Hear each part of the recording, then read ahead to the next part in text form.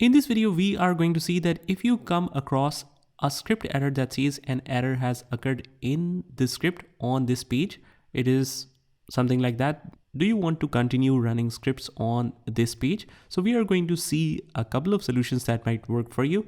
And without wasting any time, let's get started with this video. First of all, guys, what you need to do is go to start menu, right here, run, right click, just click on that. And what I'm going to do is I'm going to attach the text that I will use here. So just copy and paste that. Let's paste this, click OK. And then as soon as you click OK, it will show you this message that DLL register server in urlmon.dll succeeded. Click OK. And after that, we need to click on the start menu again and just right here, internet options. It's under the control panel. Go ahead and click on that.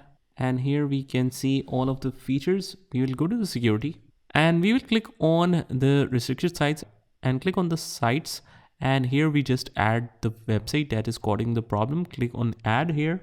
So just copy that directly from the URL and paste it here. So after that, just click on add.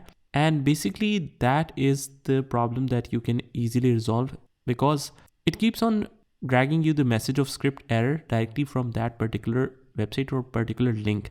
Even though if you're accessing some other website, it will still show you that script error. So for example, this particular website is causing the error. So what you can do is just completely copy this particular link from the error directly and paste it in the restricted sites.